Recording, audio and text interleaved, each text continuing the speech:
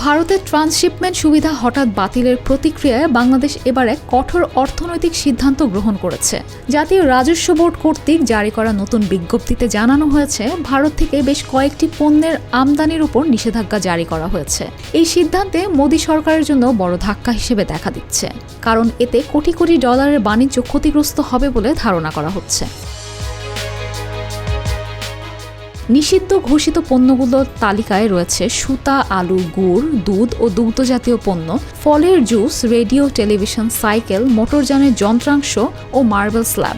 বাংলাদেশের বস্ত্রশিল্পে এই সিদ্ধান্তের বড় প্রভাব পড়তে পারে। বর্তমানে প্রয়োজনীয় সুতার প্রায় 90% আসে ভারত থেকে। তবে এখন থেকে বেনাপোল, ভোমরা, সোনা মসজিদ ও বুড়িমারি স্থলবন্দর দিয়ে ভারতীয় সুতা আমদানি পুরোপুরি বন্ধ থাকবে।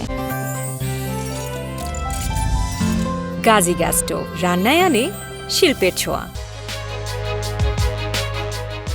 এই নিষেধাজ্ঞা এসেছে বাংলাদেশের স্থানীয় বস্ত্রশিল্প মালিকদের দীর্ঘদিনের দাবির পরিপ্রেক্ষিতে, যারা দেশীয় উৎপাদন বৃদ্ধির উপর জোর দিয়ে আসছিলেন।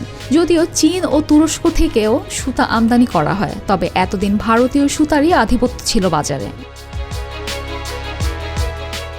এই অর্থনৈতিক সিদ্ধান্তের পেছনে রাজনৈতিক প্রেক্ষাপটও অনস্বীকার্য। ভারতের একতরফা ট্রান্সশিপমেন্টে সুবিধা বাতিলের সিদ্ধান্ত বাংলাদেশি ব্যবসায়ীদের জন্য ছিল মারাত্মক ক্ষতির কারণ। তার আগেও ডক্টর ইউনুসের 7 সিস্টার্স নিয়ে মন্তব্য এবং বাংলাদেশের চীনের প্রতি ঘনিষ্ঠ নীতি গ্রহণ সব মিলিয়ে বাংলাদেশ ভারত সম্পর্কে টানাপোড়েন সৃষ্টি হয়।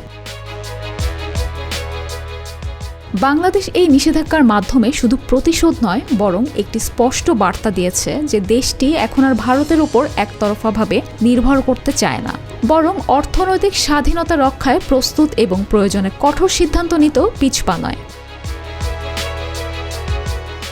বাংলাদেশ সরকারের ভাষ্যে এই সিদ্ধান্ত কোনো দেশের বিরুদ্ধে নয়, বরং দেশীয় শিল্পকে সুরক্ষা ও উৎসাহ দেওয়ার উদ্দেশ্যেই নেওয়া হয়েছে। তবে ভারতের বস্ত্র ব্যবসায়ীরা ইতিমধ্যে প্রকাশ্যে মোদী সরকারের কূটনৈতিক ব্যর্থতা নিয়ে ক্ষোভ প্রকাশ করছেন। এর মধ্যে 5 আগস্ট রাজনৈতিক অজুহাতে ভারত বাংলাদেশি নাগরিকদের ভিসা প্রদান বন্ধ করে দেয়। এর ফলে কলকাতা, দিল্লি ও চেন্নাইয়ের হোটেলে, হাসপাতাল ও শপিং মলগুলোতে কার্যত পর্যটক শূন্য হয়ে পড়ছে। চিকিৎসা ও কেনাকাটার জন্য বাংলাদেশিদের উপর নির্ভরশীল বহু প্রতিষ্ঠান বর্তমানে ক্ষতির মুখে।